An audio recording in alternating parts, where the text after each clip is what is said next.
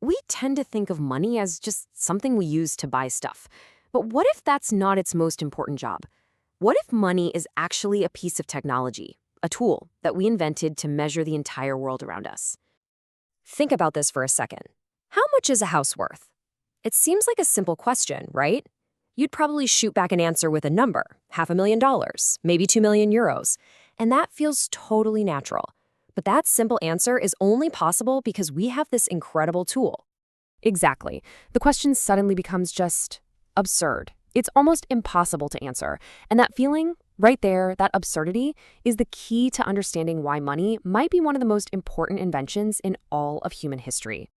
To really get why, we need to try and imagine a world before money existed, a world of pure barter. And let me tell you, it wasn't just inconvenient. It was a world where figuring out value was a total logistical nightmare. I mean, really, think about it. Without some common unit of measure, how would you even know how rich someone was? You couldn't. All you could do is make a big list. The number of cattle in their herd, the plots of land they owned, the slaves they controlled. Wealth wasn't a number, it was just an inventory. Just look at the difference here. On the left, you've got pure chaos, a jumble of different assets.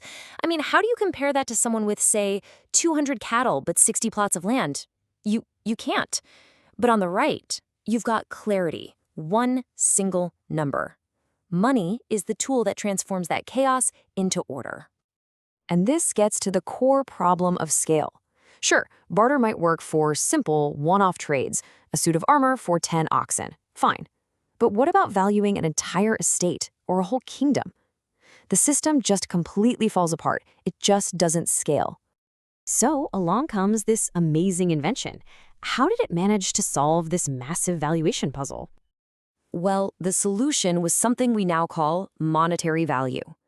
By giving everything a price in a common currency, we basically created a universal language for value. All of a sudden, a cow, a piece of land, and a suit of armor could all be compared directly to each other. It was a game changer. And this is the crucial point.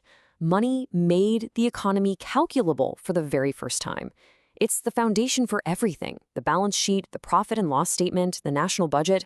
Honestly, without a common way to measure value, none of modern economic life would even be possible. So it seems like the perfect solution, doesn't it? A simple, elegant tool that brought order to all that economic chaos. But what if the tool itself was flawed? Okay, this is where the story gets really, really interesting. Because that measuring stick we invented, this brilliant tool for gauging value, has a massive hidden flaw. It isn't stable. First off, money's value changes depending on where you are. Let's say you have an income of 5,000 florins a year. Well, that would give you a completely different standard of living in a big city like Paris than it would in some tiny rural town. Same amount of money, totally different value. And it's not just about where you are, it's also about when you are. An income that would have made you incredibly wealthy back in the 15th century might barely let you scrape by in the 19th. The number on the coins might be the same, but what they can actually buy, their real value, is worlds apart. And this gets to the core problem that we still deal with every single day.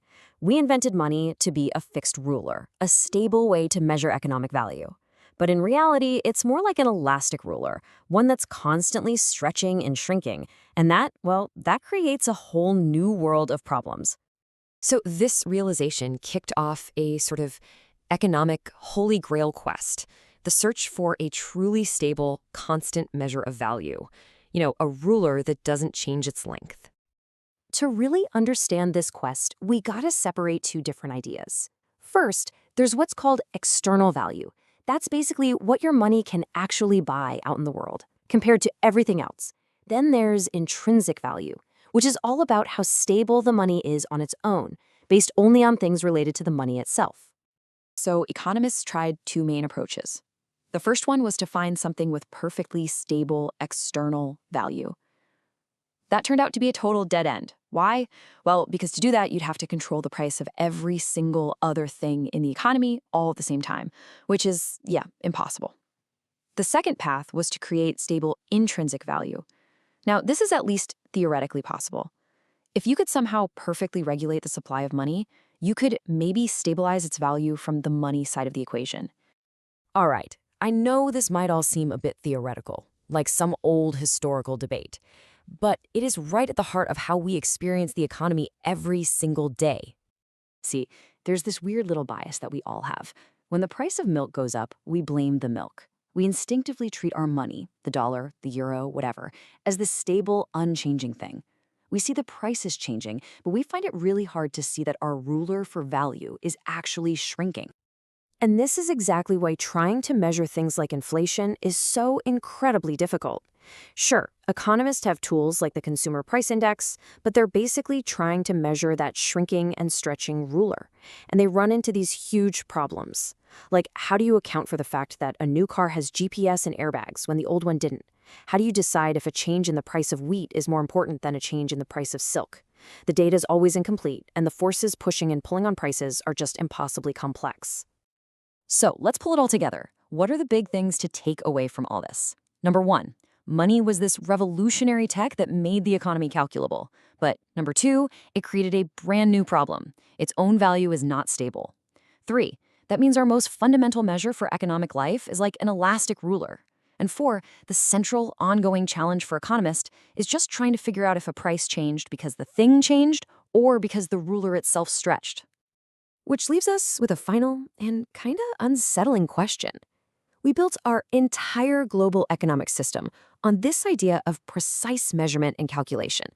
But if the very ruler we're using for all of that measuring is constantly warping, shrinking, and stretching in ways we can't ever fully grasp, then what are we really measuring?